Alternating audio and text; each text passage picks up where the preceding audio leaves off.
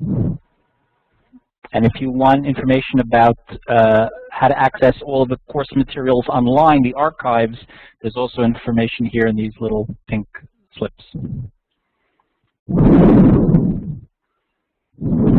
Welcome back to Midrash Agnon. I'm Rabbi Jeffrey Saks of Atid and the Web Yeshiva, coming to you live from Agnon's house in Talpiot, Jerusalem. So all of you folks online, the live attendees, many of them, just enjoyed a tour of the house, and we invite you all to join us on your next visit to Yerushalayim or to Israel, similarly to see what goes on here at the Beit Agnon. And since this is our final session together, just a word of thanks to all of the people here at the Agnon house who make this possible, the people that run it on a day-to-day basis.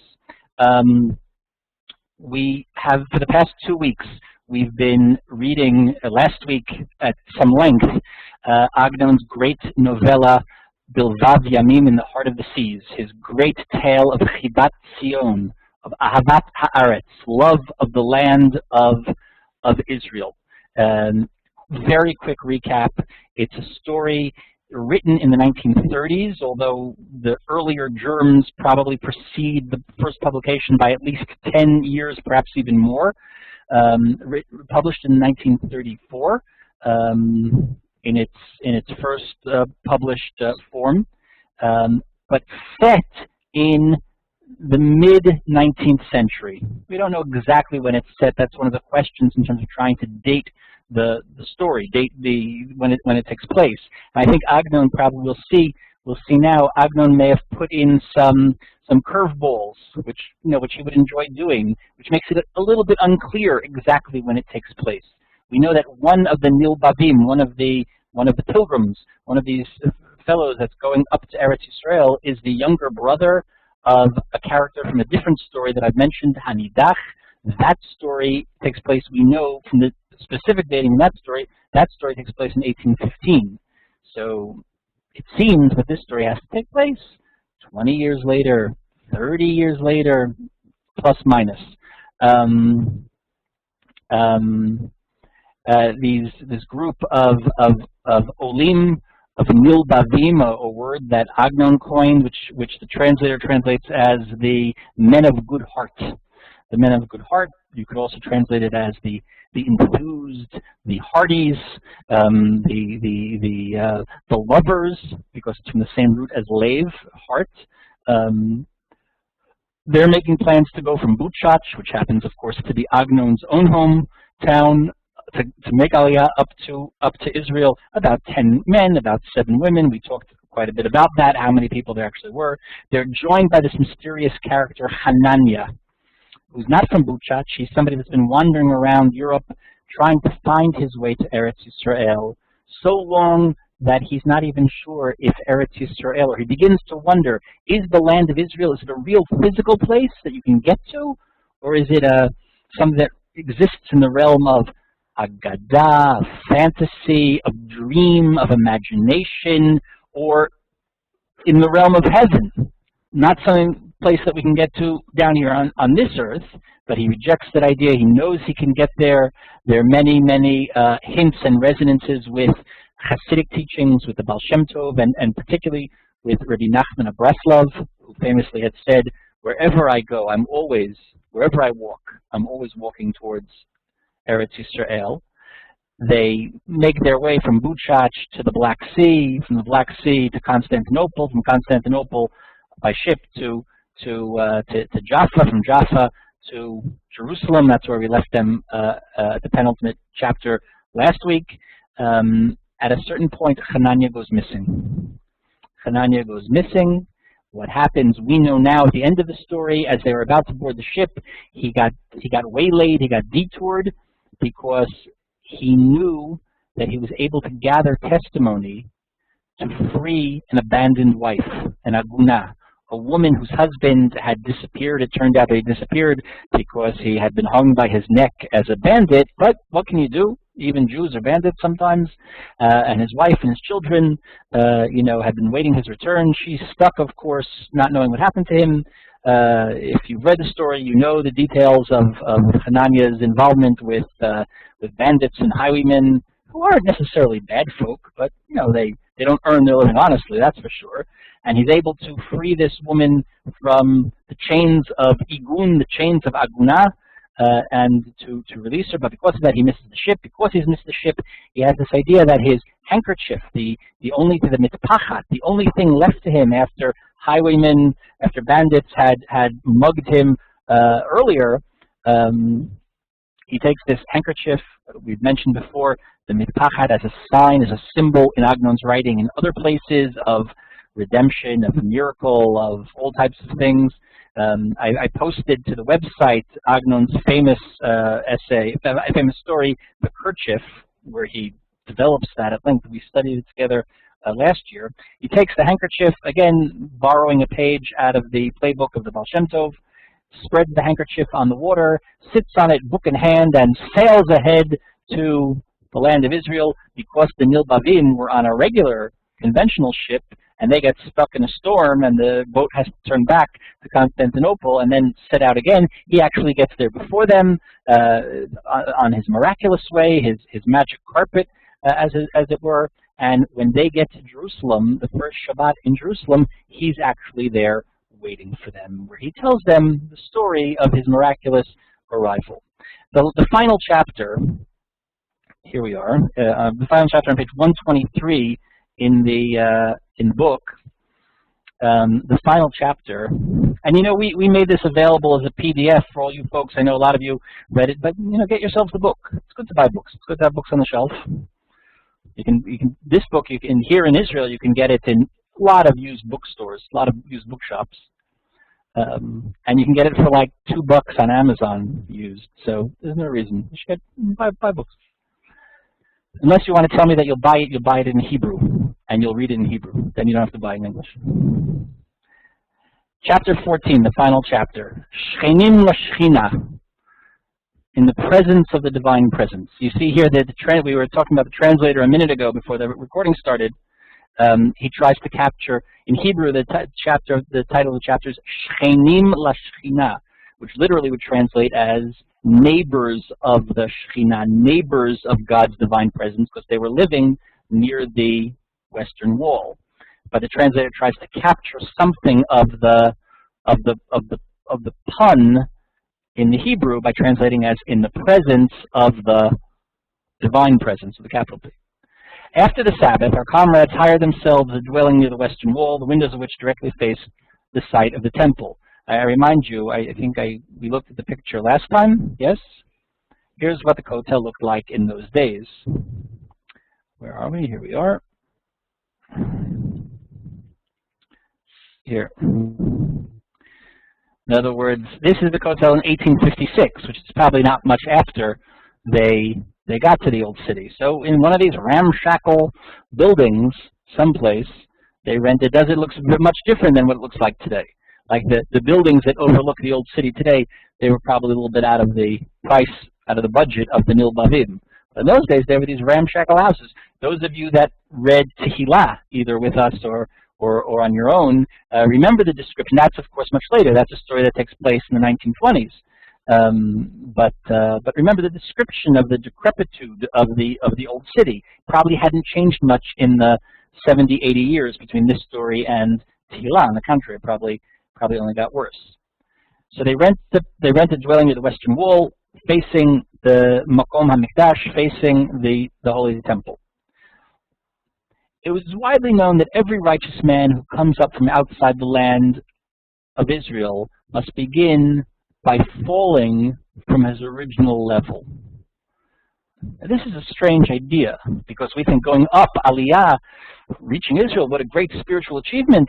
But actually, when you arrive, and some of the people here in the audience who have come up on Aliya are nodding their heads, that the arrival is, you know, even with the advent of Nefesh B'Nefesh. I'm an old-timer. I came before Nefesh B'Nefesh, as did some of you. So we're a little, you know, we think the people that come with Nefesh B'Nefesh, you're spoiled because they take care of some. You don't have to wait online the way we had to wait online. You don't have to do all types of things we had to do. But even with Nefesh B'Nefesh, a little bit, there's a falling from your original level. Why? his name, be blessed, HaKadosh Baruch Hu, God, came to their aid and gave them the strength to accept submissively all that befell them, until they were worthy to receive a fresh intelligence, the intelligence of the land of Israel. This is also a line taken from Rabbi Nachman. Rabbi Nachman had said, "Ha'oleh le'eretz Yisrael mikabel neshama chadasha u'mochin chadashim." That when you come to Israel, you receive, as it were, a new soul and a new mind. That you start from scratch. Oops.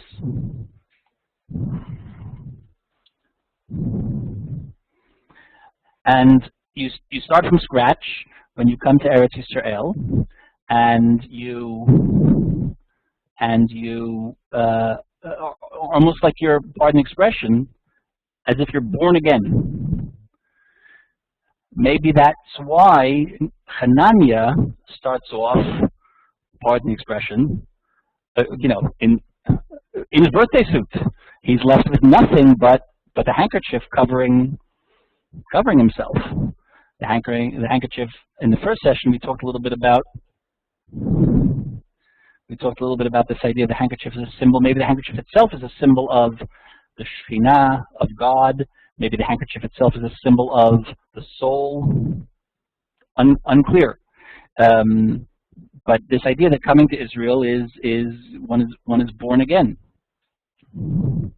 Day by day they were tried and tested by insults and by curses, by loss of money, the injury to their persons. For Jerusalem is not as the places that are outside the land, since never has a man gone to sleep in Jerusalem bearing unrequited sins.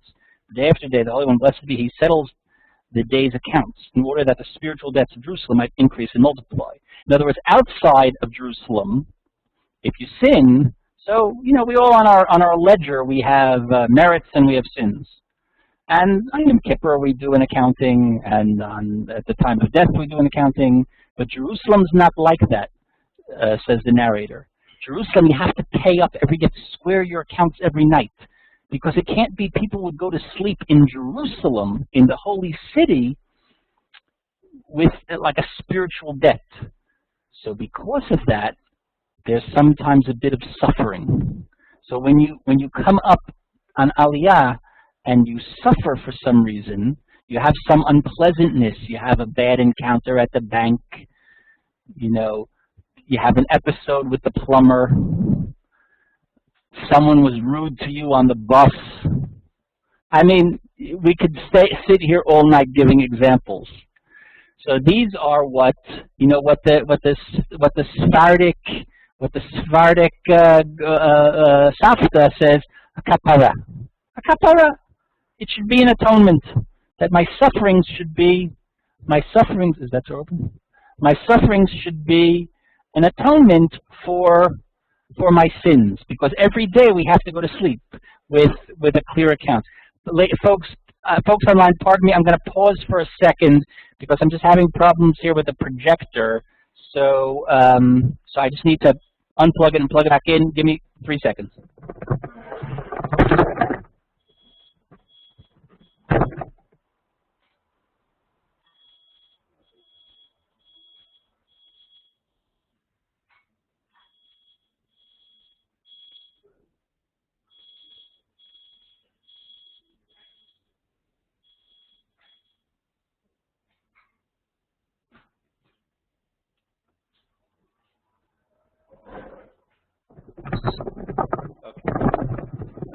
Okay, sorry about that. And then the narrator tells us of some of the sad tragedies that befell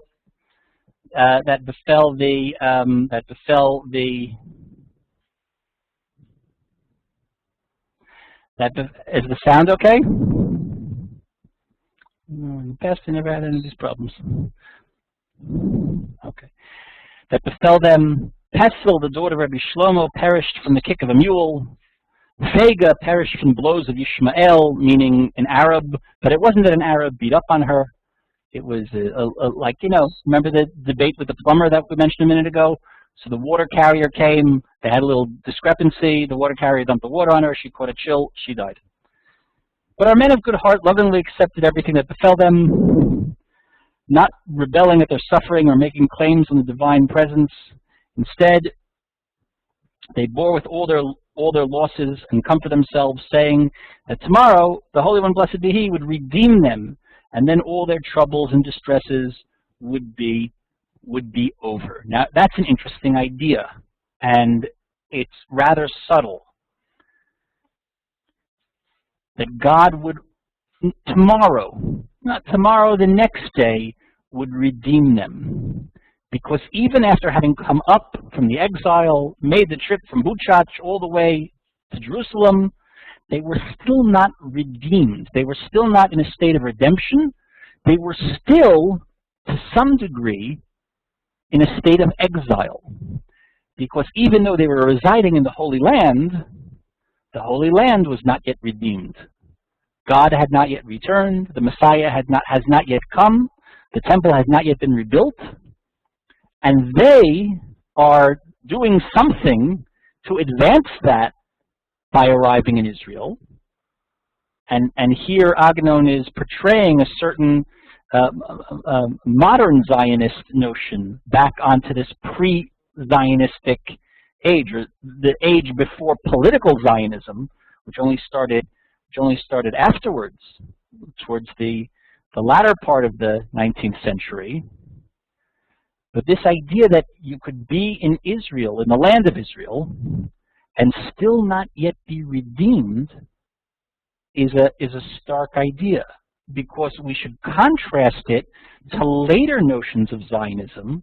If one reads Agnon's Tmol Shel Shom just yesterday, which is his tale of the second Aliya, the description of Aliya in the period leading up to World War I, the period when he himself came, the book starts, Keshar Achenu Anshe Geulatenu, the men of the redemption, a notion of political Zionism, partially secular Zionism, that coming up to the land itself, rebuilding the land, dredging the swamps, digging the ditches, planting the fields, building the settlements, establishing the kibbutzim, that in and of itself was an act of redemption. And just by being here outside of the exile, trying to regain and ultimately regaining Jewish sovereignty in the land of Israel, and then later in the state of Israel, is in and of itself redemption. That's not the position that these folks are taking. Well, all trouble is hard to bear, here on page 115. But hardest of all is da'agat parnasah, the trouble of making a living. When a man becomes poor, hunger irks him every day. And so at length they were compelled to obtain their sustenance from the exile, which is of course the greatest problem, right? And this was the chalukah, the dispersion of funds, that the Jewish communities in exile would raise money to support the fledgling Jewish settlement in the land of Israel. Those pushkas, those old pushkas, the Kupat Rebbe Meir Balanes, the very same kupa, the very same pushka, the very same tzedakah box that they were emissaries to bring up the funds from Buczacz to disperse. Now, well, their money's run out, and now they have to be dependent upon the charity funds that are sent from abroad, as did almost everyone in the land of Israel, to a certain degree, even up until today.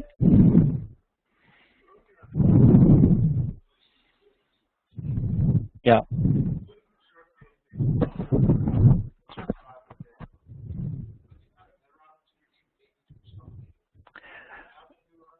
Jay is asking, and you're in the audience, Jay is asking about the other cities.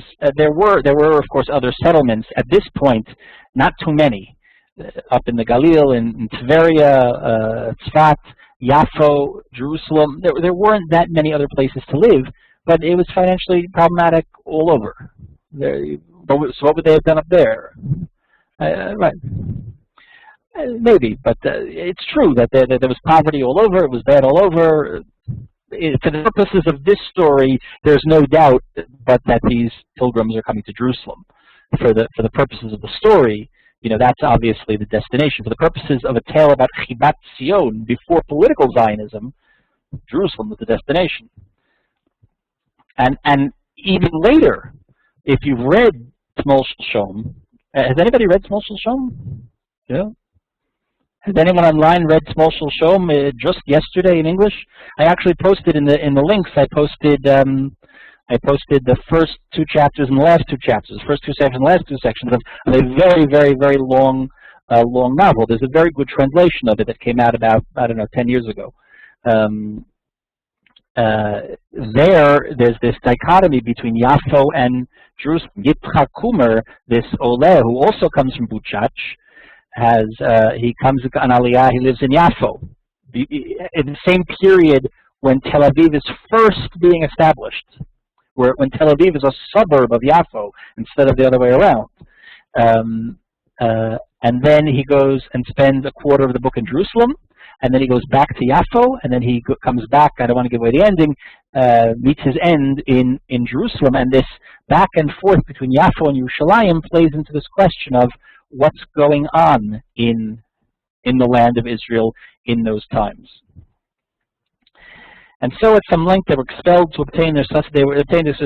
When that time came, when they had to go on the dole, Leibush, remember we had been foreshadowing that one of them doesn't make it, and that's this Leibush the butcher. He says something a little nasty about the way Parnassa. It's hard to make a living as a butcher in Jerusalem because people don't eat all that much meat. Agnon himself was a vegetarian. Agnon himself was a vegetarian from the time he came came up on Aliya, but as was Rav Kook, by the way. Agnon, when he's a young man, when he's 20, 1908, he comes to Yafo. He's living in the Beit Tzedek. There's a picture of him over there. He looks very much like a dandy. He looks something like Oscar Wilde. He's living in Beit Tzedek, and he's very powerfully influenced by Rav Kook, and they develop a very close relationship. Rav Kook, of course, was also famously vegetarian. It wasn't that hard to be a vegetarian. There wasn't that much meat. There wasn't that much to eat. In Smol Shom, in just yesterday, there's this description that he describes just being hungry. He was a young man. They had to eke out a living. Everybody lived in this little one-room apartment, and just this description of this kind of like this gnawing, not starvation, but this persistent gnawing hunger. And he's a kid from Galiciano, he comes from Europe. He'd never seen an olive in his life. He gets to Yafo, and olives, of course, are everywhere, and he comes to love olive because a meal would be, half a loaf of half-stale bread, and basically as many olives as you can eat. And olives were good because they were very filling. And if you went at night to go visit someone, like if you went out on a social call, so maybe they'd make you tea. If they were a little better off, coffee, and the best of all would be cocoa. Not just because these were in increasing levels of expense, but because cocoa, a good thick cup of cocoa, it was filling. If you were going to bed that night without dinner, so a cup of cocoa at least was something in your stomach. But then the description of what was involved in making a cup of coffee. You'd have to go down to the well. You'd take your kettle down to the well. You'd fill it up with water. You'd bring it back to your room. You didn't have a kitchen. Everybody, like, you rented a room, and in your room you had like a little burner, and you'd light the burner, and the whole process of what was involved in just making a cup of coffee. You could understand why they were hungry. It took so long to do anything. So that description, if that was true in 1910, 1911, so it was certainly even more true in the 1850s.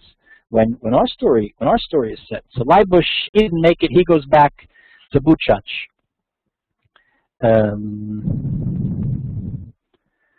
But there's like a silver lining to it, because the ship on which Leibush returned to the exile had brought with it the divorced wife of Rabbi Yosef Meir. Remember, Rabbi Yosef Meir, he had divorced his wife. He had divorced his wife because she didn't want to go up on Aliya, and that's a grounds for divorce. And remember, there was that kind of poignant scene where, almost comically, all of the women on the journey, at a certain point, when they see the ship, they get nervous about making the sea voyage. They want to get divorced, and then they want to get remarried, and this kind of whole kind of carnival type scene. So Yosef Meir, he felt bad because he liked his wife. He didn't want to divorce. He just wanted to go up to Eretz Yisrael. But what happened, of course, she changed her mind, and on that very same ship that took Leibush the butcher back, so she came. On her arrival, he sent her greetings, and afterwards brought her under the chuppah. They got remarried, and Rabbi Yosef Meir lived to see generation of upright, God-fearing, God-loving descendants. Rav Pesach and Cyril, who had come in Aliyah because they were not blessed with children, and they thought the merits of coming out of Aliyah, things would change.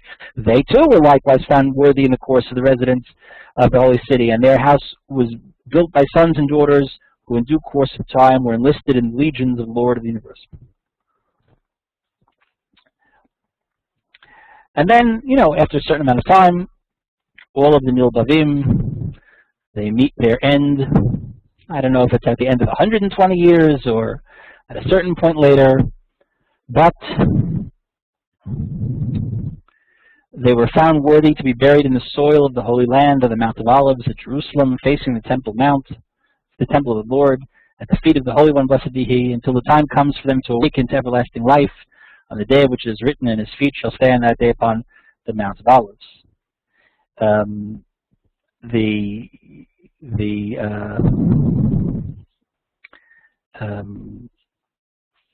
Baruch Kurzweil, who was one of the great early commentators on Agnon, Professor Baruch Kurzweil, he points out he always had something of a harsh reading of Agnon, even somewhat cynical reading of Agnon.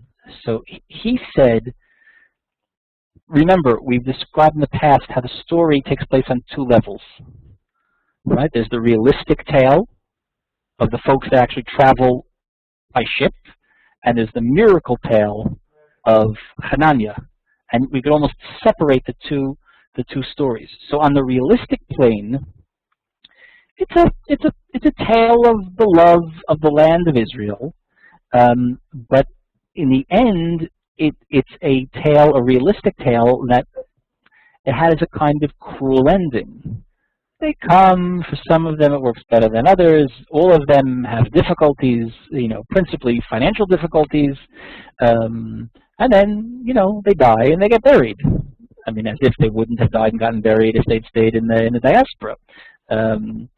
Kurzweil says something along the lines that Agnon destroys with his own ironic hands the image of Eretz Yisrael and naive faith. I'm not sure that's true. But on the other hand, Hanania, on the miraculous side of the coin, he does quite well in Eretz Yisrael. The Anshei Shlomenu, the Bilvavim, the pilgrims themselves, they're very much realistic flesh and blood descriptions of Hasidim of the time, with their positive traits and their human traits and their foibles. We've pointed out that they had a particular life is real, and every day you have to eat lunch, and even if you ate a big lunch today, probably tomorrow you're going to want to eat lunch again. And the need to think about that is not unreasonable.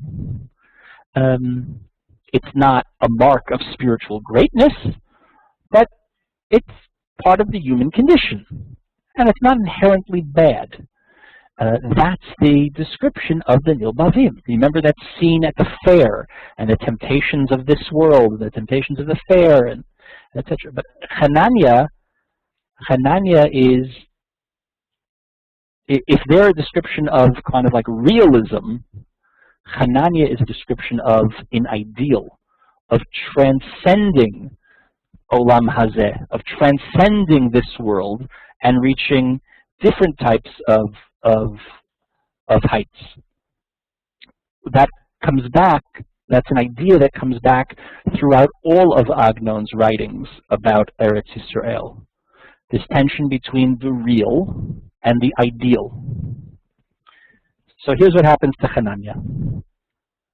Hanania lived many long years. Strength and energy accrued to him year by year. Many fanciful tales are told about Hanania. Hanania became something of a legend in Jerusalem. We're at the top of page 127. All kinds of fanciful tales are told likewise about his kerchief. Right? In other words, this idea of Hanania, these were ideas that were in the water. These were the tales of Jerusalem.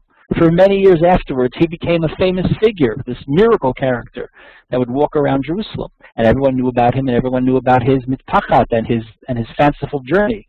Well, it was told that, for instance, that the Emperor Napoleon saw it and made a flag out of it and was victorious in his wars. This is part of the dating problem. When was Napoleon in Israel? 1799. Napoleon came to Israel. He was here at the same time as Rabbi Nachman, and their stories intersect in a certain way. The fact that the land of Israel was undergoing a kind of military siege at that time when Rabbi Nachman arrived was not lost on that great saint. So how can Napoleon? Agnon is telling us, like, that's part of these agadot, part of these fantasy tales, right? Is that Napoleon got, but Napoleon was here 16 years before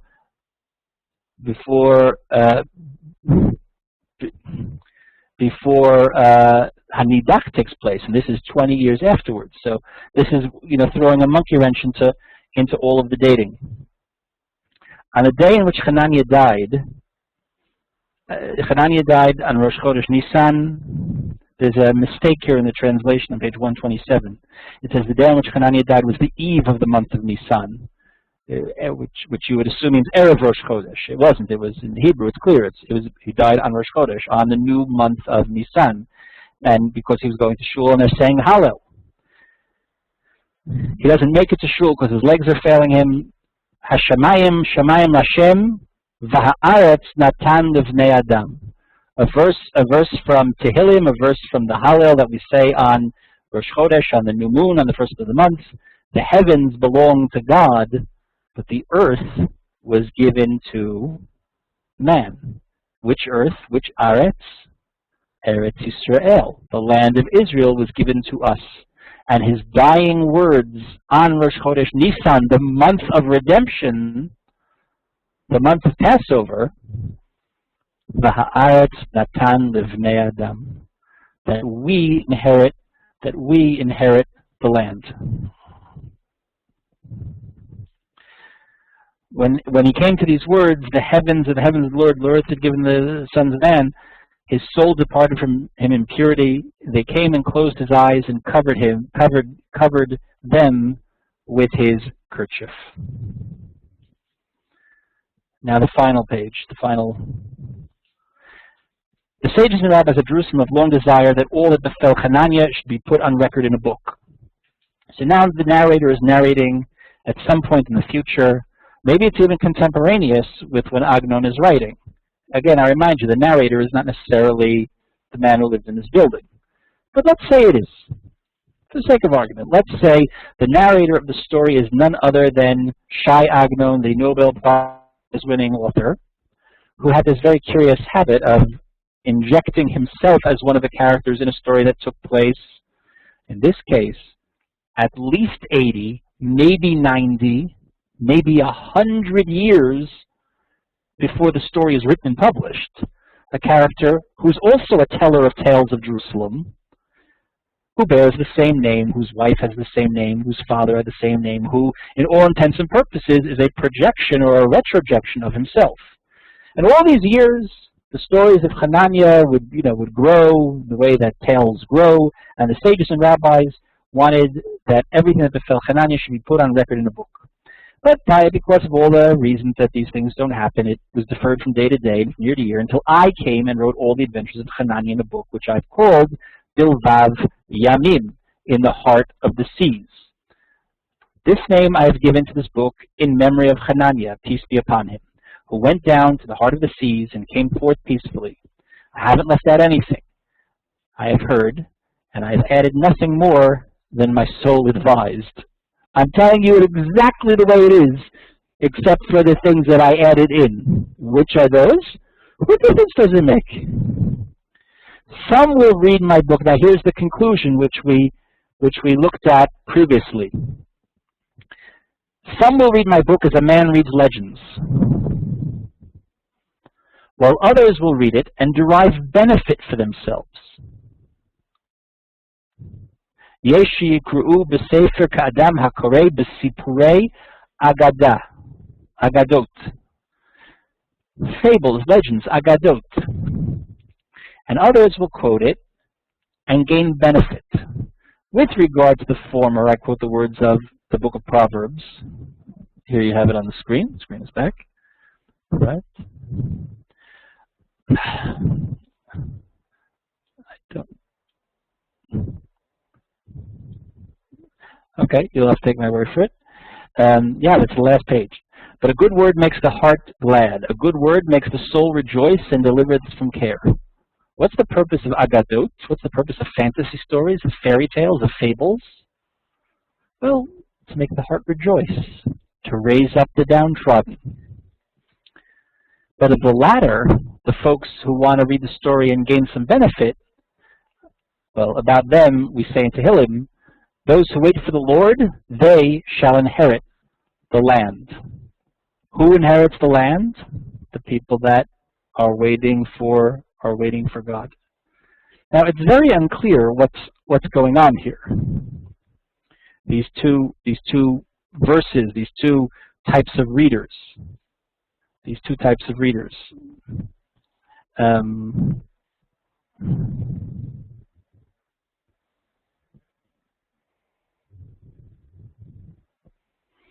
Just reading one of these comments here. Okay. The idea that the opposite of getting benefit is to read it just like a fable. But what happens when you read a fable? You're raised up, you're lifted, you're rescued, you're saved.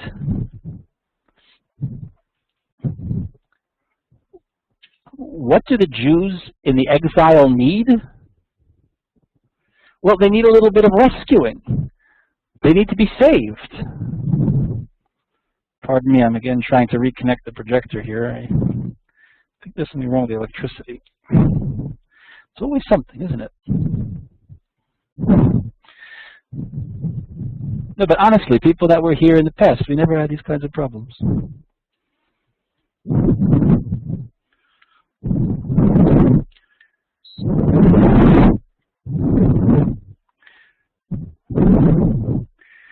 What's the point?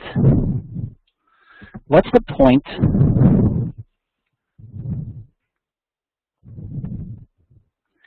What's the point of telling stories? What's the point of being a storyteller? Of being a novelist?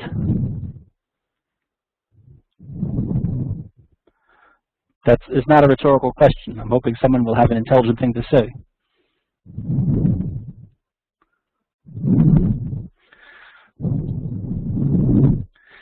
Right, well, obviously, it's not just that. It's not just entertainment. Well, to share knowledge. Just because we're having this discussion with my kids the other day, trying to like, what's the difference between fiction and nonfiction? So a kid will say something like, well, fiction is real, like it really happens, like history, and nonfiction isn't real. The opposite I meant. Nonfiction is real, it's like history, and fiction it's not real. Well, we understand why a child would say such a thing, and it's not a bad definition in and of itself. But the idea that fiction is not real is completely untrue. Fiction is very real. It's not historical. Agadah, Jewish, the non-legal corpus of Jewish legend, is very real. Aesop's tales are very real, in the sense, not that a tortoise and a hare actually had a race, but because they encapsulate wisdom. They're the stories that a culture tells itself about itself in order to communicate values that are too precious to be left to nonfiction. It's the wrapping that holds the meaning. That's what Agadot are. So you want to read this Agnon? If you want to read it as an Agadah, you can read it as an Agadah.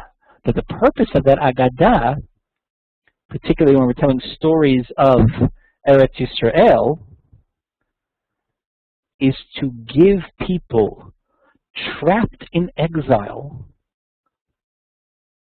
Shnot Alpayim, 2,000 years, to give them the hope and the vision and the energy to keep going.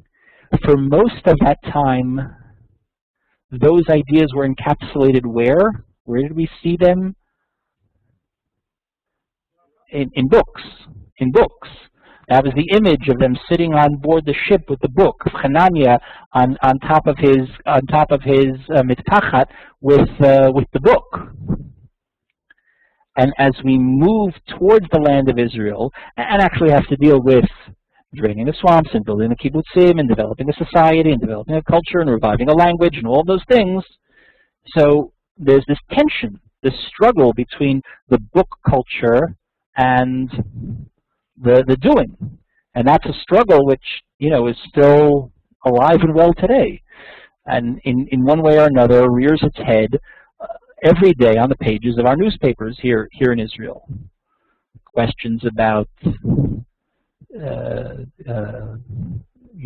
role of the Ultra-Orthodox in Israeli society, army service, whatever your particular position is, left, right, or center, this is a gilgul, this is an iteration of those same discussions, of the tension between the two. The fact that we haven't resolved it is not inherently necessarily a bad thing, although a lot of bad things come out of that tension. But that tension between book culture, old world, and new world, doing, building, well, that's part of Jewish existence. And navigating those two things can be a source of creativity without making specific comments on contemporary issues. Agnon would never comment on contemporary issues. At a certain point, he was one of the most famous people in the country, and they would ask him, "What do you think about this, that, or the other thing?" And he'd say, "Well, I wrote a story about that." And they'd say, "Which one?" He said, "I don't remember. We'll see one in a moment."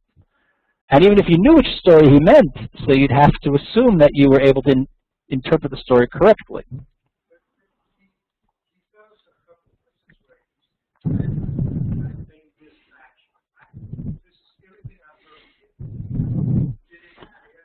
He did it, yeah, right. All over the place he does it. Yeah. This idea, I'm just telling people online, this idea where, he's saying, this is exactly the way it happened. Yeah, right. Right. Just because an author of fiction says, this is the real story, does that mean in literature, he got the prize in literature, not in chemistry. Today the guy got in chemistry, right? Chemistry can only be nonfiction. That's what was his name? Shechtman, won the prize in chemistry for. He took an idea that everybody thought was an agadah, chemically speaking, and he showed it's nonfiction. So they gave him the Nobel Prize, and correctly so. But in literature, it's the opposite. Yeah.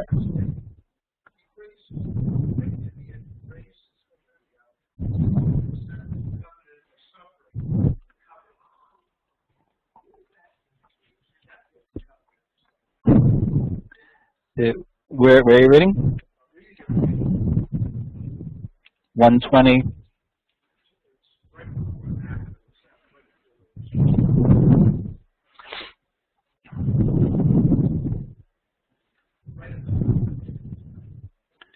On page 120.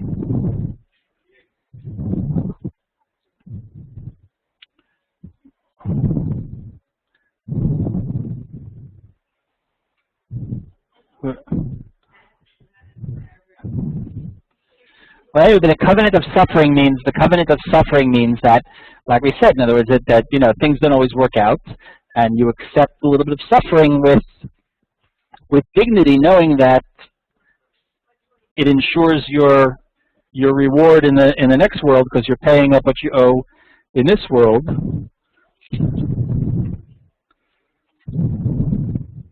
I mean, it sounds in English it has a much more Christian overtone. I could pull up the Hebrew in a second and show you what the Hebrew is, but the idea of that with suffering comes kapara, that notion that I mentioned earlier, and the covenant of the land, that actually is referred to. If you read this other short story that I gave out, the covenant of love, that we're going to come back to in a second. The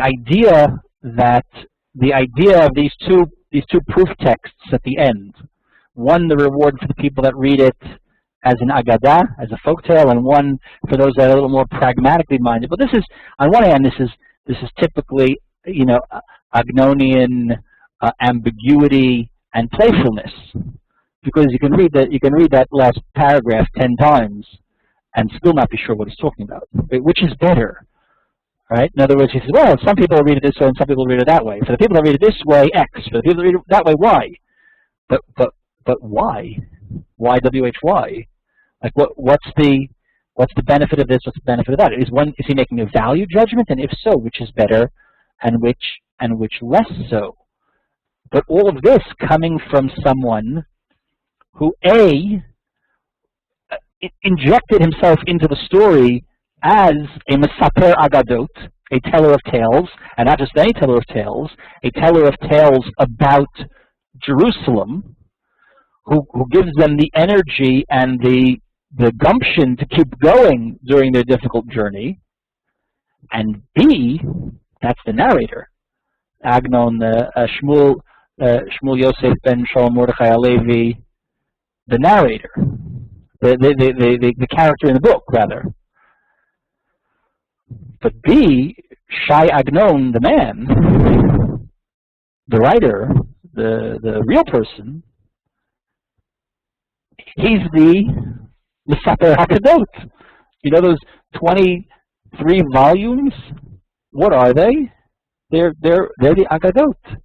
They're the corpus of modern Hebrew Agadah, about Eretz Yisrael, about Jewish life, about Jewish civilization, about the Jews in the exile, about the attempt to return, about the meaning of tradition in the modern age, the viability of tradition in the modern age, the difficulty of trying to establish a culture and a society and a state in Palestine, in Eretz Yisrael, in Medina Israel. So all of those issues are there in the form of one big Agadah. And interestingly, like Buczacz, Agnon has this little device where all of the stories, not all of them, but many of them, are all interconnected. In this story, there's this one little hint, this one thread that runs from this story back to Hanidach. And Yitzchak Kumer in T'mol Shel Shom is the Ben Beno Shel Bat Bito, the grandson of the granddaughter of Rabbi Yudel, Chassid, from Agnon's first novel, Hachnasat Kala, the bridal canopy. And this character shows up here and there, as if they're all vignettes in one interconnected universe. Right? This idea that Jewish society, from the beginning of the 19th century up to the middle of the 20th century, the kind of period that most of his writing, covers, although there are exceptions where he's writing about earlier periods, but they're really the exception, that it's all one universe, and his corpus is the Agadah, the stories that are meant to give us the strength, meant to keep us going on. Here on the screen, you'd see that famous picture of Herzl, looking out on the balcony in Vienna. Herzl, of course, was famous for his quote, You can read it here on the screen. In tirtzu, ein zu agada. If you will it, it is no dream. As if the opposite of the only thing preventing agada from being real, the only thing preventing dreams, fables, fantasies from being real is ratzon, is desire, is will. Right? And that's the slogan of modern political Zionism. Well, but it's a very big challenge to a people who've spent 2,000 years in exile with only agada. We've only 2,000 years we spend in the diaspora, and we only have dreams. We only have agadot. We only have fantasies and fables to keep us going, like those folks on board the ship, like Hanania on his mitachat. Right? And the challenge of translating dream into will, well, isn't that what Zionism is about? And isn't that somehow captured in this story and in all of Agnon's Zionist writing? No, somebody asked me if Herzl's saying has a source or a traditional reference. No, I think that was something that a phrase that he coined.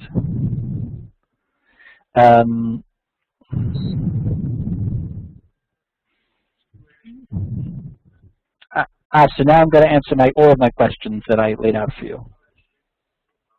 I'm going to come to that in a second. Before I get to that, I want to look at something else. There's this from the Parsha. Anybody figure this one out? Yeah?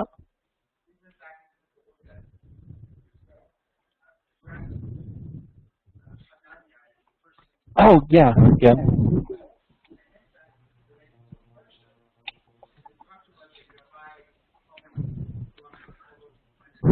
Yeah. Yeah. Right. Right. Where on? In which time? In Jerusalem or in which time? In Jerusalem or in?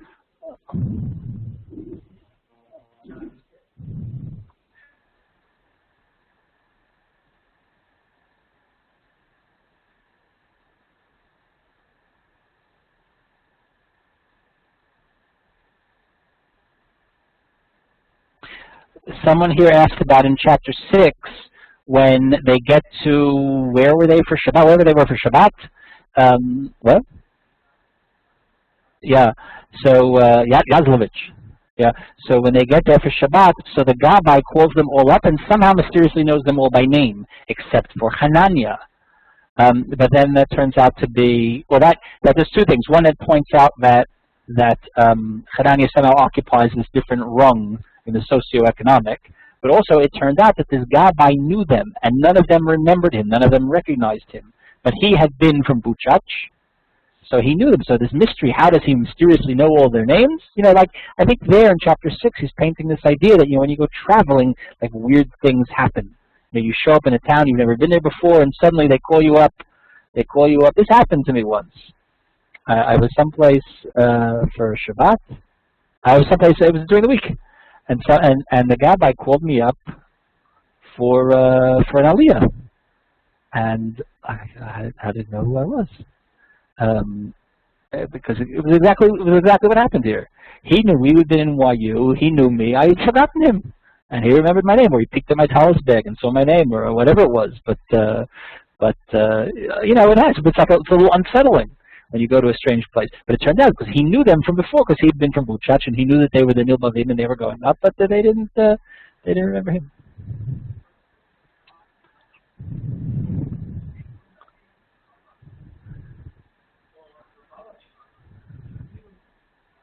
Melachim. Yeah, they ask him what's Yaakov's name, right? Right. Right. So that's the assumption. They assume that this Gabbai in the shul who calls them up by name without, you know, mysteriously, they assume that he has some kind of magical powers, but it turns out that there's a very, again, that's I hadn't thought about this, but thanks for raising this point.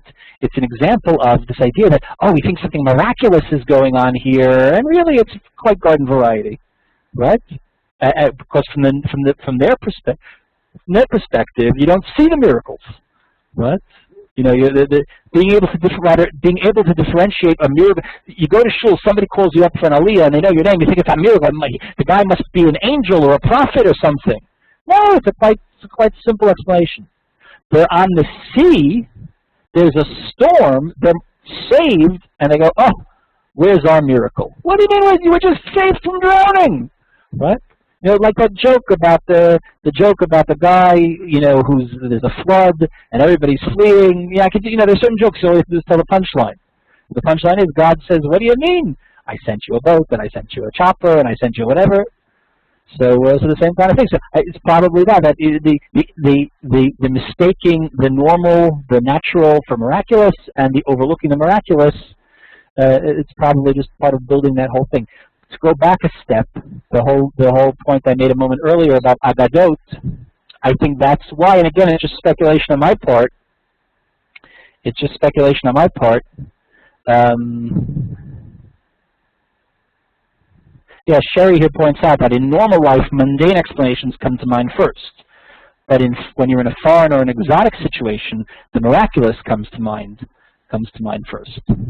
The point about the role of the Misaper Agadot as as the teller of tales, as the life force of the Jewish people. So again, the story is published in a volume in honor of Bialik, Chaim Nachman Bialik, who was often known as Chet Nun Chen Bialik. Hanania, in a book dedicated to someone who, if our reading of the story is correct, where it's about the crucial role of the Mesaper Agadot, of the miraculous, of being able to see the miraculous as the necessary ingredient in our being worthy and capable of capturing the land, of recapturing the land, of revivifying the land. So it's in a book, published in a book dedicated to Bialik, and the hero's name is Hanania, Chaim Nachman. I don't know. Could be speculation on my part. But as I pointed out, in the original fragment from which this story grew, which had been published 10 or so years earlier in this Rosenzweig Festschrift, there is no Hanania. That's a fragment that exists only from the perspective of the Nilbavim.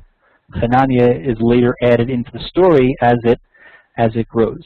There's this point about the Chelkat HaSadeh. There's a verse in yesterday's Parsha that we read. Yaakov is returning from his long sojourn in the diaspora, in Lavan. He comes to Shechem, and he buys a parcel of land, a Chelkat Sadeh. In this digression, it takes up almost a page and a half where they're describing what they were studying when they came to Israel. The Torah Eretz Yisrael, the Torah of the land of Israel, obviously has special meaning. They learn Kabbalistic things, they learn all types of things. And they mention this pasuk about how Yaakov bought this parcel of land, and completely by coincidence or not, is yesterday's Parsha. So Rabbi Abraham Ibn Ezra explained, Ibn Ezra, if you can look it up in the here it is.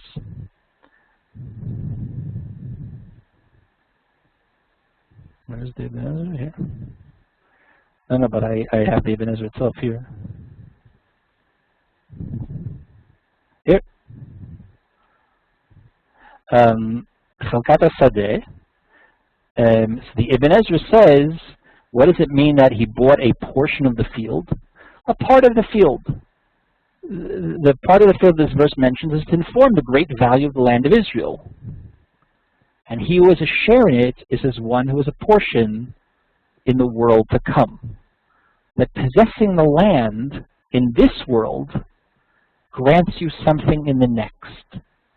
This idea of the two Jerusalems, of the two Israels, of Hanania not being sure if Israel is in this world or it's an ideal state. Well, it's both. And somehow being here, down here, means that somehow you also have a share up there. And we can kind of like to stitch together, like that scene in Peter Pan where there's Peter and then there's his shadow and they become disconnected. And that's a problem because the shadow is meant to be a reflection of the physical. And when they become disconnected, the shadow can go off and cause all types of mischief, can become distorted. So they capture the shadow, and Wendy stitches it back together. So now the shadow has to be a reflection of the real. So that's a problem when the real and the ideal, when the real and the reflection become disconnected, because they start to drift in different directions, and that's unhealthy. So the Ibn Ezra is saying, these aren't his words, these are my words, but I think this is what Agnon is hinting at by bringing this source. Like he would sometimes do this, he would just give a passing reference, and he'd assume that either you caught the reference or you didn't catch the reference. But the point is that you're supposed to go out and dig up the references and try to figure out, well, what is he doing with this? How in the archaeology of this story, what layer is this living at? The idea that the real Israel and the ideal Israel have to be connected, and they're connected by us being here. Now this is tricky. Agnon wrote so Chelkat HaSadeh has another reference. I won't go into it at detail here, because most people haven't read Smol Shel Shom. But Smol Shel Shom ends with a promise that he'll write another book.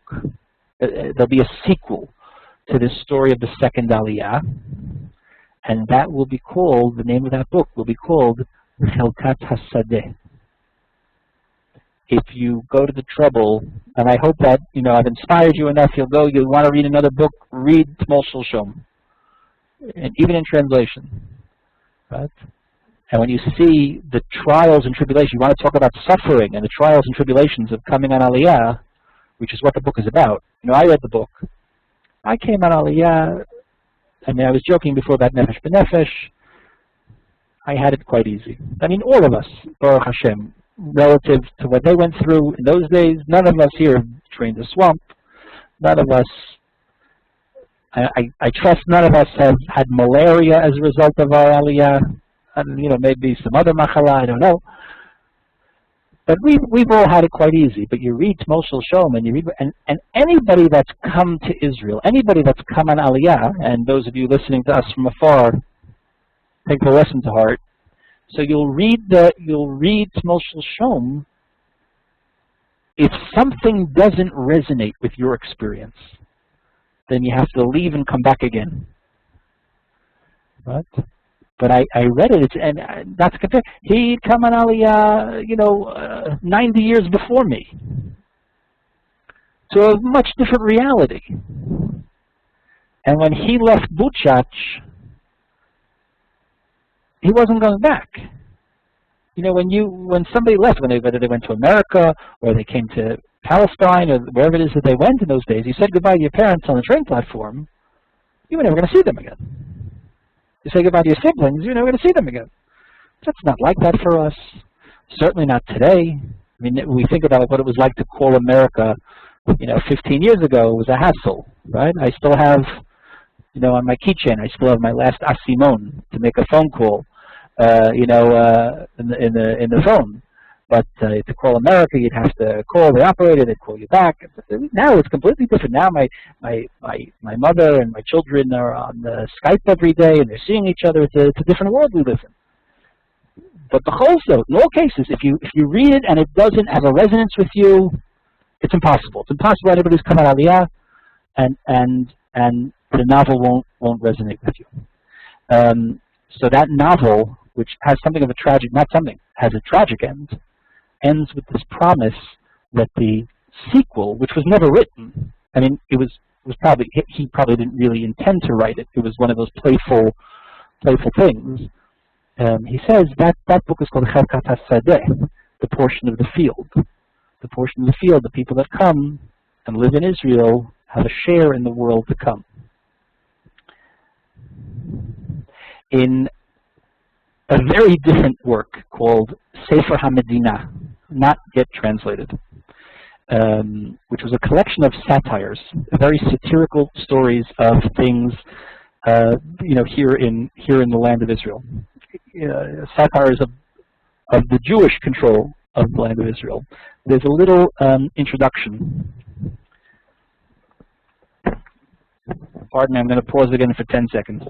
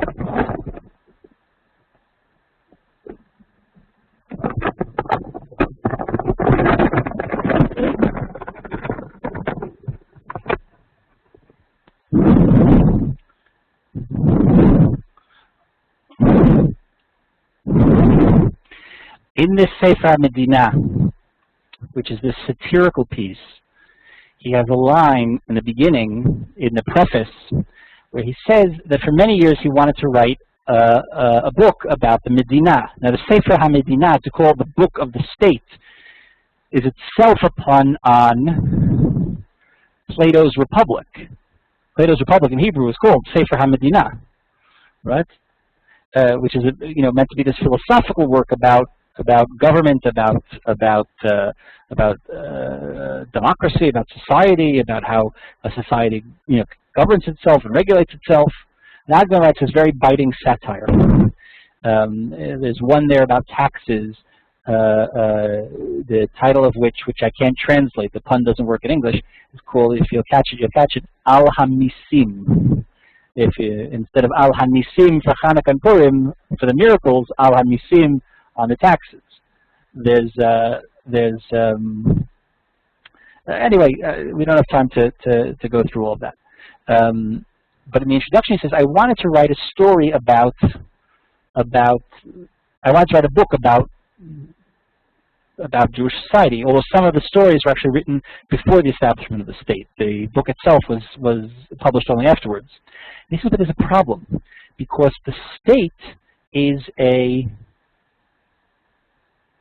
philosophical idea. It's a spiritual idea. It's an abstract idea, which by definition, in order to have meaning, has to be rooted in reality. It's a ruchani idea which has to become gashmi. It's a spiritual idea which has to take on flesh and blood reality, brick and mortar reality. But when you think about it as in a brick and mortar, if you want to approach the idea of the state in brick and mortar terms, it eludes you, and it goes back to being spiritual. Like a solid that when you grab at it, it becomes a vapor, and when you see the vapor, it goes back to being a solid. Because the state is both brick and mortar. It's the actual reality of Jewish society and having to have taxes and roads paved and electricity that comes over the wires and everything else. But it's also this profound metaphysical idea, this profound spiritual idea. What does it mean to have a Jewish state? And it's constantly this loop between the two. Now that idea, of course, is reminiscent of the two Israels, the actual real physical place and the ideal spiritual place. One you reach by boat, the other you reach by mitpachat. In this story, I'd asked this question about the sympathetic portrayal of the non-Jews. Now remember, the story is set in the mid-19th century. Is it cold in here? Yeah? So somebody go ask the woman at the desk, she can turn the heat up. but it's written in the 1930s. It's published in 1934 during the fifth Aliyah. Now remember, the division. This is somewhat artificial. The divisions of the waves of Aliyah for historical purposes, and to try to characterize how many people came and where they come from and what was the motive and what was happening and etc. But the period of the fifth Aliyah, which was certainly in this period from 1933 to 1935, between 1933 and 1935, 150,000 Jews arrived in Palestine, which was more than had arrived throughout the entire British Mandate from the 1920s up until that point. Right, so for 13, more people arrived in those 2 years, around the 2 years around when the story is published, than had arrived in the 13 years before. Now, why? So it's reasonable to assume. Well, there were a number of reasons. In January 1933, Hitler is appointed Chancellor of Germany. In the late 1920s, America had made immigration from Europe harder. So a Jew that was trying to get out of Europe had less options. But the story, if the story is directed at the Jews of that period of the 1930s, so what's it saying? So it's telling them it's true that, you know, you're going to come. Agnon, sitting in this house, sitting upstairs, writing the story, right? In how long ago? 77 years ago? 78 years ago? Sitting in this house, writing the story, what's he telling his compatriots here in Eretz Yisrael? He's saying it's true. We have to build, and we have to develop, and we have to drain those swamps and build a society and all those things. But that's not the only thing we need to do. That's not the only thing that's going to establish a society. And a society, a Jewish society, has to also be rooted in its culture. Now, this is part of the culture wars that were going on at that time, about developing a new Hebrew culture, about extending the long Jewish culture, the long culture that was, you know, largely a function of the Beit Midrash. Do we need to cut ourselves off from that and start from scratch? Is there a bridge that we can build between the old and the new? And Agnon is saying that you can't focus on the day in and day out daily grind if all we're doing is draining swamps. And draining the swamps is always the example given of like what those Olim did in those days. I don't have the faintest idea of what's involved in draining a swamp, but I'm told it's backbreaking work.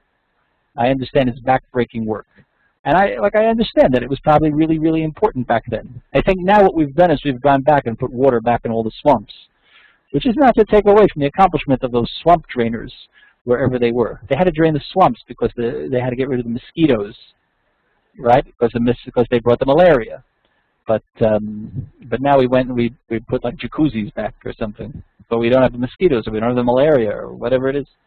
So he's saying we can't only focus on the draining of the swamp, because if we only focus on the draining of the swamp, we're going to forget the mitachat. We're going to forget the miraculous. Now, remember that story I pointed out last week, that kind of the fable of the Agnon family, of this Elta Zaidi, this old grandfather, this Yosef Chachkis, who had come in Aliyah at some point, not with a mitachat, but with a chuppah. There was a chuppah, a family chuppah, the bridal canopy, and he sets it up like a wind sail, and he goes sailing off. You know, the same, just a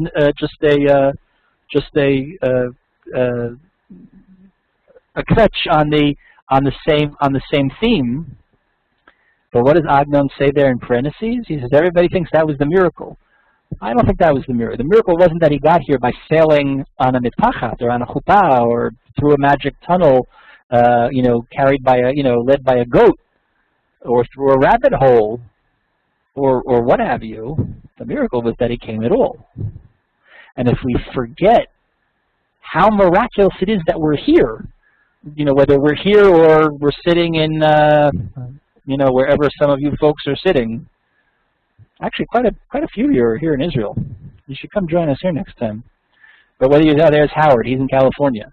So whether you're sitting here in Jerusalem or you're sitting in California, you can't forget how miraculous it is that there are Jews sitting here in Jerusalem, that there are Jews sitting here in Petach Tikva, that there are Jews sitting here in Tel Aviv and in Haifa and in wherever it is.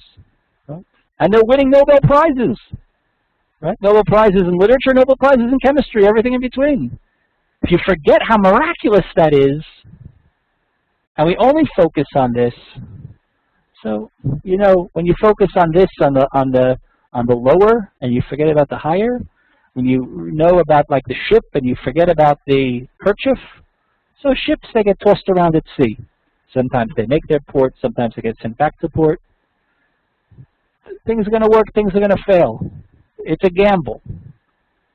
But you can't forget about the miraculous, because the miraculous is what keeps us going. So you can't only focus on the day in and the day out. So the story is presenting to the children of the fifth Aliyah a different take on the conventional understanding of Zionism at that time. It's a story about not just about Zionism, political Zionism, but about Ahavat Haaretz, the good old-fashioned love of the land. And that's why he has to set it at an earlier period. Because and Agnon was a great Zionist. But there's also a criticism of political Zionism. And that's the story of, and maybe that's precisely why he injects himself backwards into the story. Because maybe that's how he sees himself in the real contemporary setting.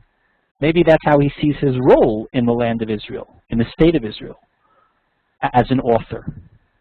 Because he's there, that's the role of the authors, that's the role of the poets.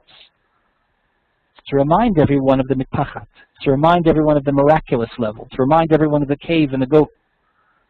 Right? While we're all focused on the day-to-day. So once upon a time it was focused on the swamps, now it's focusing on the high-tech. Right? And not to negate that, but to remember that we need, that the land of Israel always exists on two planes. The land of Israel always exists on two planes. And that's the story Ma'aglei Tzedek, which I put up in the link, the paths of the righteousness, and in English it also has the subtitle, The Vinegar Maker. It's a weird story. It's a story that Agnon had said. Someone asked Agnon, or Agnon gave an interview or something, where he was talking about the modern state and Zionism and etc. And he says something about the Balfour Declaration. So he says, and he talks about this point about not forgetting the specialness and the uniqueness of Israel when we focus on the day-to-day. And he says, I'm skipping ahead. It's here. You can look at the document itself. We don't have it in English. He says, when the Balfour Declaration came in 1917, when the British said that they would support, a return to the land of Israel, mipnei kvodam shel Yisrael shta'u ba lirot et ha'geula hashleima. So the Jews made a mistake, and they looked at the Balfour Declaration as the ultimate redemption. Eini rotzeh lomar ba'davar. I don't want to say anything bad about the Balfour Declaration. Et da'ati aleha safanti b'sipur katan shekatafti. My opinion about the Balfour Declaration, I hid away in a little story that I wrote. But he, of course, doesn't tell you what story it is. It's fairly well regarded that that story is the story which we have in the English collection in the book that was lost, called Paths of Righteousness or the Vinegar Maker. That is a metaphor for political Zionism. What? The story was criticized because people saw in it a, believe it or not, a Christian motif. How could Agnon write a story with a Christian motif? Right? And he went berserk that people read it that way. And there was a good reason that people thought it had a Christian motif, because the main character, or the best supporting character, the supporting character in the story is none other than Jesus. So there's a reason that people might have thought it might have had something to do with Christianity. But in fact, it's a metaphor for Jewish-Christian relations, or Jewish-Gentile relations, as they relate to the Jews' attempt to return to the Holy Land. And it's a critique on what would happen if the Gentiles would allow us to return, and we would be so spiritually exhausted by the time we got here that we had no charge left in our batteries in order to actually create something. And it's a warning. That story itself was written in the 20s. So this idea of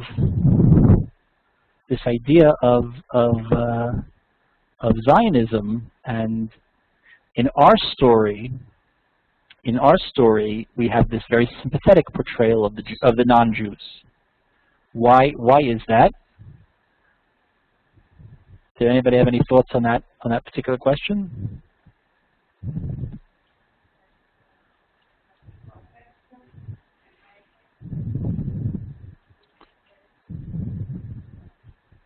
Oh, because they weren't Jews. So that's okay. I'm very pleased to hear that. My mom. Oh, I see what you're saying. My mom points out that he was sympathetic to the Christians because they weren't Jews. Now it's true that Agnon was able to, with his wicked irony, really skewer Jews. And so if you want to skewer the Jews, you make but that's not what you were saying. You were saying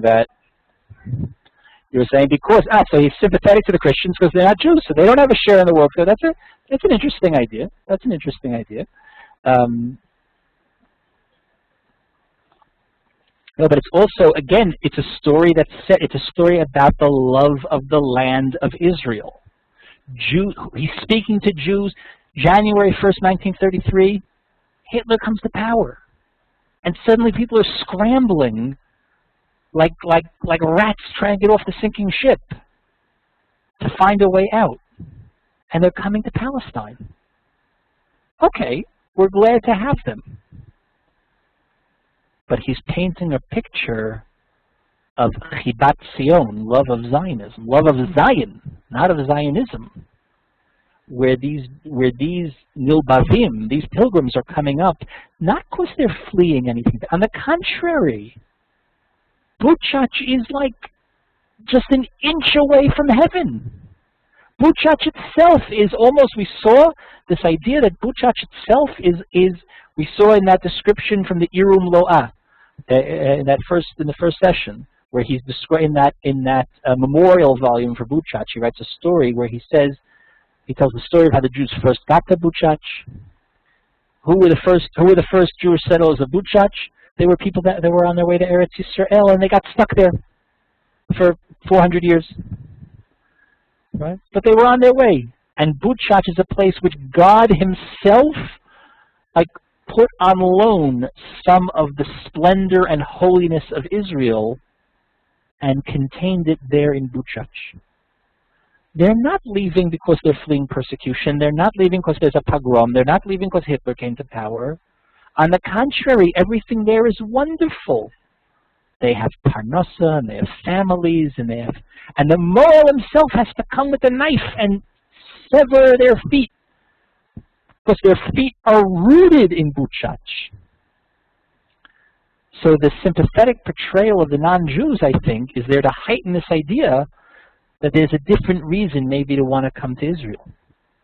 not because you're fleeing something. And we understand that that's part of the raison d'etre of having a Jewish state, that it should be a refuge for Jews, whether fleeing Germany in the 30s or Soviet Russia in our times, or Ethiopia, or even Teaneck, right? But that's not the only reason to come. And if that's the reason that you're coming, you're missing something. It's a story of coming because of the love of the land, being drawn to the land, not fleeing the exile. So I think that's part of what he's doing in the portrayal of the non-Jews throughout the story. Right, instead of running to, instead of running away.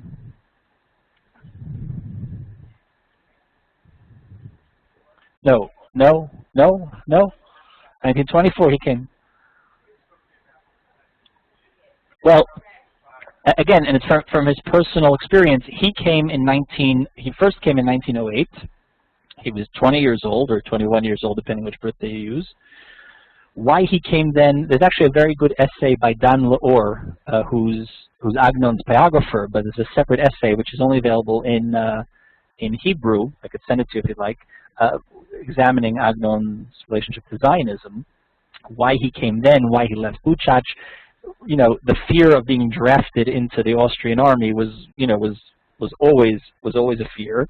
But people went all different types of places. He could have gone to America. You know, he could have gone any place. But he was, from an early age, he had a connection to Zionism. There was a Zionist club in Buczacz. There was an organization. He was connected to it. He came in 1990. He was a young man. In 1912, he left for what was meant to be a short period of time. And by the way, most of the Jews that came in the second Aliya before World War I was a very difficult Aliya. And I don't know the statistic offhand, but a trip to Google, you'll find it very quickly. A very, very, very high percentage of people of the second Aliya didn't make it and went back and didn't come back. He went for what was meant to be a short visit. World War I broke out. He got stuck in Europe. He ended up getting married, having kids. You know the story. And then after the fire in 1924, he says, that's the sign. We have to go back. We have to fire's over there. There's a picture of fire over there. We have to go back. And he comes back in 1924. So those are some of the larger themes that work throughout his writing. There are other ideas also. I just want to end with this. We only have a minute left. I want to end with this other little story that I gave you, and I'm really proud of myself because there's a story called Brit Ahava. It's a short story. It's written at the same time. It's published a few pages away in the collected volumes Elu Ve'elu. If you need a copy, there are copies here, if anybody needs. Maybe pass this over. Let me just get it up on the screen.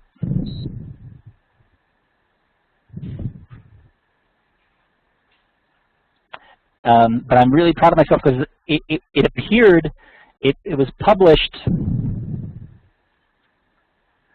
It was published in the Canadian Jewish Chronicle. It was also translated by Lask at the same time. And it was published in this newspaper in the 30s in Canada. The newspaper doesn't even exist anymore. And I discovered that it had been translated, but this is true. There are a lot of translations of Agnon which were never reprinted. So if it appeared in some newspaper or some journal in the 30s or 40s or 50s, and it was never collected in one of the volumes, we have no way to get to it. So I found it last week in the library, and hold on, let me get it up on the screen. I found it in the library, and I assume that most people have not read this. The English reading world has not seen this story since shortly after it appeared in April 1935. Unfortunately, the bound old copies of the Canadian Jewish Chronicle, which was a newspaper, the Jewish newspaper in Montreal, which it went out of publication, the copy itself had faded a little, so the scan isn't great. But you get the idea. It's a story about three old men It's a story about three old men sitting on the beach in Yafo. They had come up on Aliya. I'd like to say, oh, maybe this is Reb Shlomo and Rav Yosef Meir, and maybe Reb Shmuel Yosef ben Shalom Mordechai Halevi himself. You know, maybe it's just those same. It's three of the 10 Milbavim. Years later, I'm not sure the dating would work out because one gets this impression that this story is quite a bit later. But well, we don't have time to read the whole thing. There are three people who come on Aliyah from the Galut. They live in Jerusalem. They go down to Yafo for vacation, which was what people did. Agnon himself very often would do this. You go to the seashore, and they stay in a pension. They stay in a little, you know, like a bed and breakfast kind of thing. And they are sitting. They're sitting at the seashore, and a waiter comes from the hotel and brings them tea. And you know, you imagine them sitting there. You know, like think of old Jews in Florida, but it's Yafo. And there's a discussion. The first one, and it's a discussion about the degree to which the land of Israel as an ideal matches the reality that they've experienced in the years since they've come on Aliyah. I would have liked to have read the whole thing together, but you'll have to read it on your own.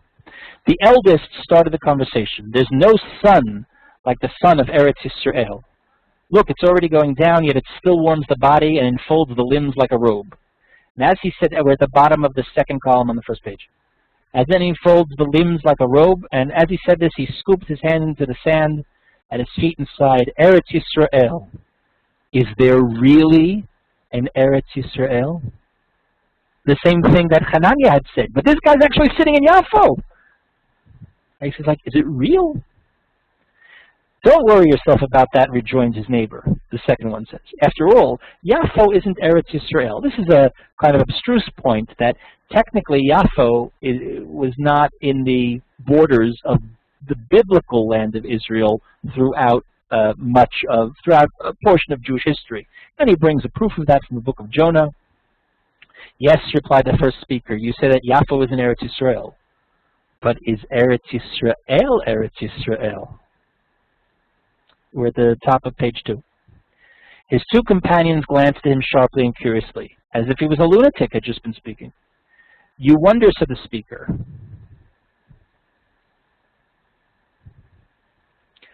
But I know what I mean. Heaven forbid that I should deny the holiness of Eretz Yisrael. But I ask you, is this Eretz Yisrael, which is revealed to us now, the same land as described in the Bible and the words of the sages? Forget Yafo, but is it where we are? Is this country that we're living in? Is this the Eretz Yisrael that we dreamed about? Is this the Eretz Yisrael that was promised in the Bible? Look at one thing. And then he says, he has this thing where he says, Birkat Kohanim. You know, here in Israel, the Kohanim, Duchin, they say Birkat Kohanim every day. But in Chutzlaretz, in America and Europe, they only used to do it on Yom Tov. So because of that, what? Right. So because of that, so in America, in Chutzlaretz, Duchening, the priestly blessings on Yom Tov, it was always like shrouded in mystery and wonder. It was exotic. It was, you know, there were special tunes. There were all these other things. You know, there were all these like ideas that developed about it. That if you looked, you'd go blind, and like there was magic. It was hocus pocus. But here we do it, you know, every day. On Shabbos we do it twice. It's not quite as hocus pocusy. So you see, like here in Eretz Yisrael, there's like less magic, there's less wonder. Now they do it out of routine, like throwing a one coin at a beggar. I cannot but help think that all the little synagogues and chevras outside of Palestine, where the thing is a dream to them, and they pour out their souls in every note in the heart with every letter. There they say there's no Torah like the Torah of Eretz Yisrael. But how do they teach it here? So he says, you know, like the difference between Israel that we had sitting, you know, as a dream, like our image of it, versus what it actually is. The ideal versus the necessary real.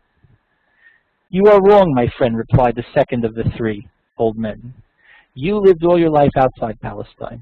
It's funny for us to, you know, Palestine, of course, is now such a politically charged term. But when they, in 1935, when he translated, in Hebrew it says Eretz Yisrael. So to translate Eretz Yisrael as Palestine, just like the Jerusalem Post was the Palestine Post, it didn't have the political charge. Palestine was just the way you translated Eretz Yisrael, the land of Israel, into English. You studied Torah, you performed all the commandments when you lived out there.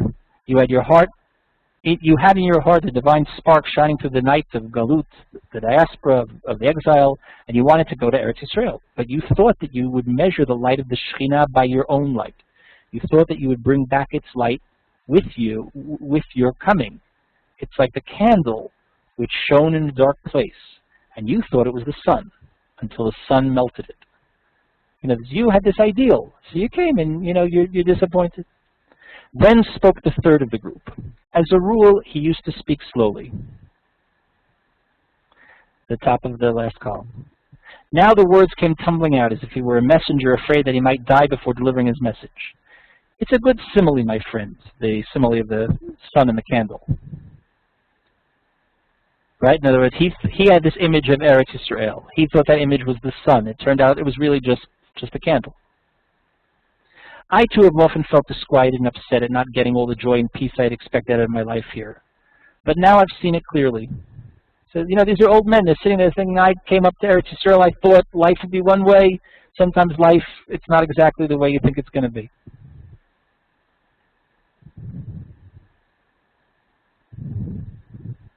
It's mere folly which promotes such thoughts and which leads men to sever what is a bond between God and Israel.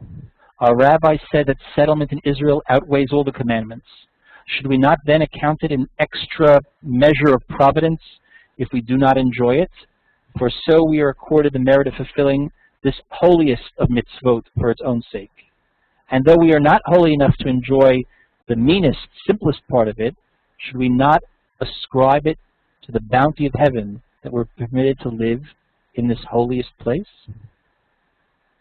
Says the book, walk before me and be blameless. Our master Rashi has, be perfect in all my trials to you, then I will give you my covenant, the covenant of love and the covenant of the land. For the upright shall dwell in the land, and the blameless shall be left in it. So the third speaker says, you know what being here is?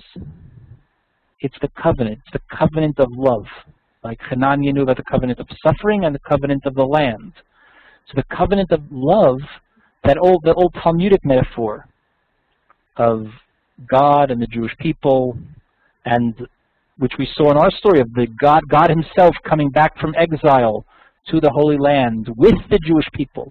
And it's not clear who's the cart and who's the horse. Is God pulling the Jewish people from the exile to Eretz Yisrael, or is it the opposite? That we return and we're forcing his return as well. But when we're here, you know what this is? It's like the marriage bed. Eretz Yisrael is the focus of the destiny of the reunion of God and the Jewish people. So that when we're here, we constitute the fulfillment of God's love.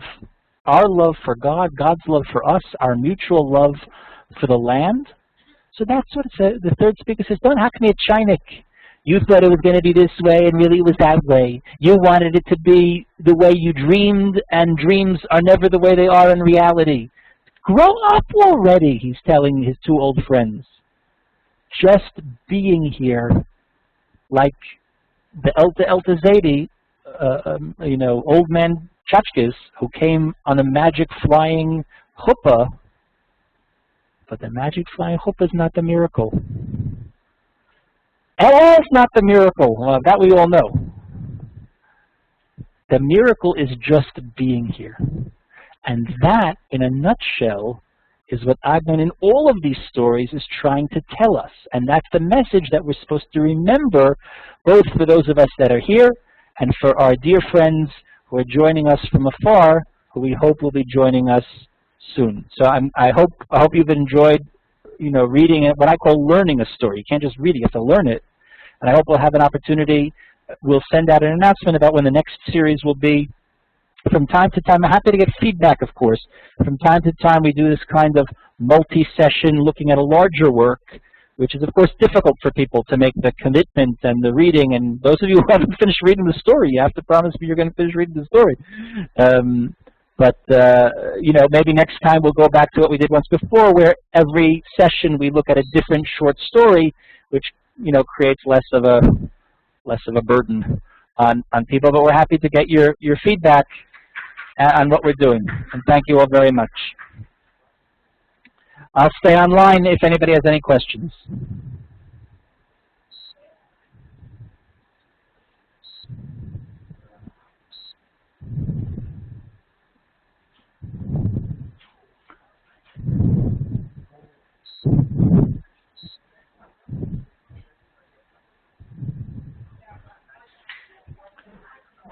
Right, well, because there are only so many Aliyot to give out.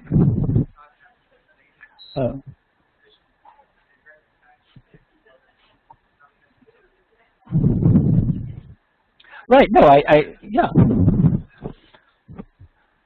Oh, that he's a malach. No, I thought what they say is they thought the Gabbai was a malach. Yeah. Right.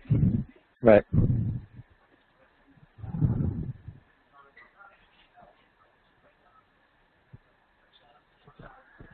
The Gabbai, Hanania. Oh, I haven't read it that way. I thought that they meant that about the Hanania.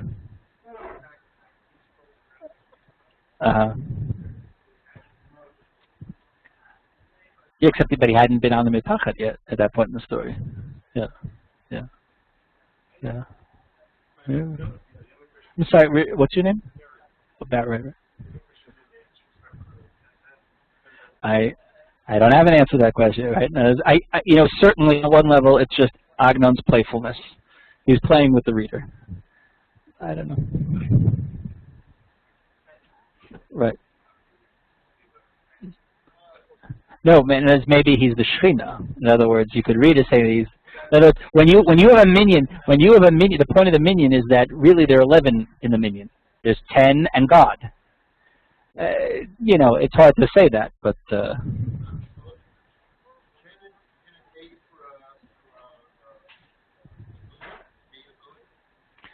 If you have reliable testimony from a non-Jew without the assumption that he's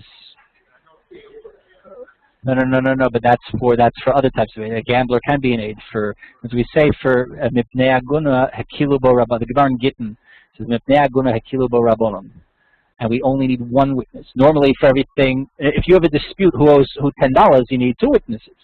For an aguna, you can rely on 1 witness, and whenever you only need 1 witness, so we're liberal about whether it's a woman, the man, a non-Jew, and assuming that the non-Jew is not, there's no reason to suspect that he's playing a trick. Like he's just like what's called masiach lefi tumo. He's like speaking like innocently. You know, he doesn't know necessarily what's on one. Yeah. Right.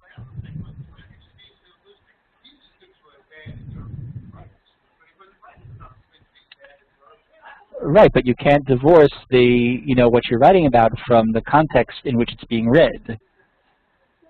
Right? In other words, you're speaking to, you know who your readers are, and the writer, we presume, is always speaking to his readers, and his readers are in the 1930s. That's an interesting question. The question of Agnon's Holocaust writing is an important one.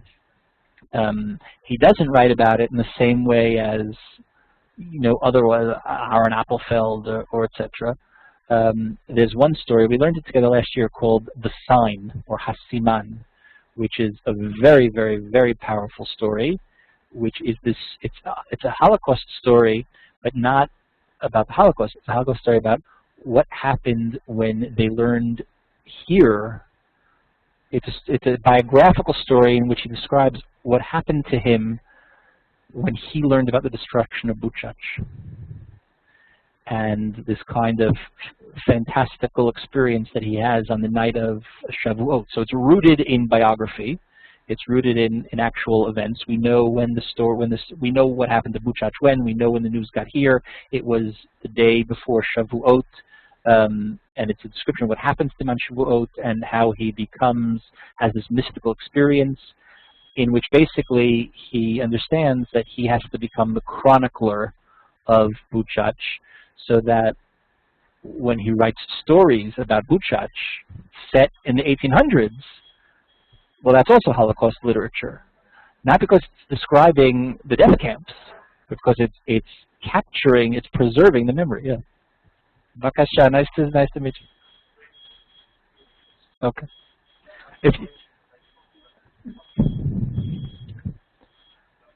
Well, Buczacz, let's do it.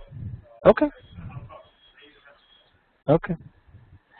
Let me just look at some of these comments online.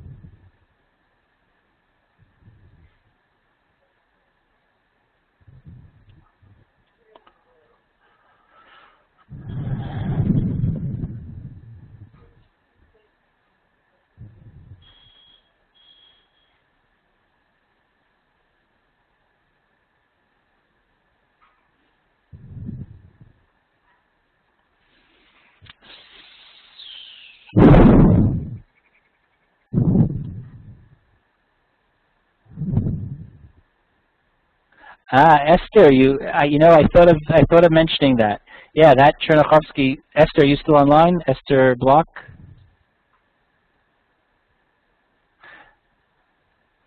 Esther, you there?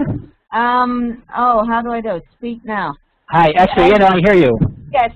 Yes, I'm here. Hello? Hi. Hi, can you hear me? I can. Oh, okay, yes, I'm here. Oh, you thought of that song too? I did. Well, I've mentioned that in other contexts. But that idea, yeah, that's... I was always puzzled by that song, and then I recently bought a book of, I collect songbooks of Shirei Eretz Israel, and I read the words properly, and it came to my mind immediately. Do you know if it was written at about the same time? Hold on. I'm just putting it up in the chat. For the folks that are still online, here's a link to the song. I mean, it's a poem written by Chernyakhovsky, but it was set to music by Nomi Shemer, Omrim Yeshna Eretz. But I'm sure we could find out pretty easily just by one quick Google when it was written. Yeah. But probably, not too far off. But that idea of the mystical idea of Israel. Omrim Yeshna Eretz. It's said that there's someplace there's this land. Aye Oto Eretz. Where is that? Kind of place that we imagined that we didn't know. But then he does something a little different with it, because Chernyakhovsky is saying, don't be focused on the mysticism exclusively. We could all be. What's the line? Omar Rabbi Akiva. Right. In other words, this is where the Maccabees. Where are those great heroes of yesteryear? And the poet says, you know what? You could be a Maccabee. You can be a hero. You can go back and do it yourself. Right. It's so slightly different view. It's a different view, but there are, they're actually, they're changing around all the money here in Israel. They're redoing all the. I'm trying to find it. It was apparently written in the 20s. It was written in 1923, I think I'm seeing here. I'm not sure that's correct. They're redoing all the money. Agnon is being taken off the money along with everyone else, of course. But actually, it's quite nice. They're putting only poets back on the money. There's no politicians. And Chernyakhovsky is going to. I think Chernyakhovsky is replacing Agnon on the money. Oh, okay. So I have to go. Okay, well, goodbye to everyone else online. I'm trying to see. Scott Bloom, you wrote something in here. What is it that you... let me see.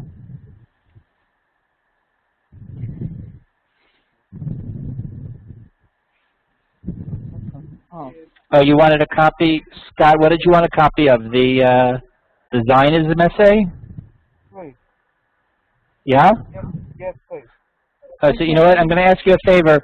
Email me a reminder, and I'll do it for you tomorrow. Okay. Thank you so much. Okay. My email's in the box. Thank you, Rabbi. Scott, where are you from? San Antonio. San Antonio. That's great. What do you do there? Wait a minute, I don't know how to close it. What's that? I think.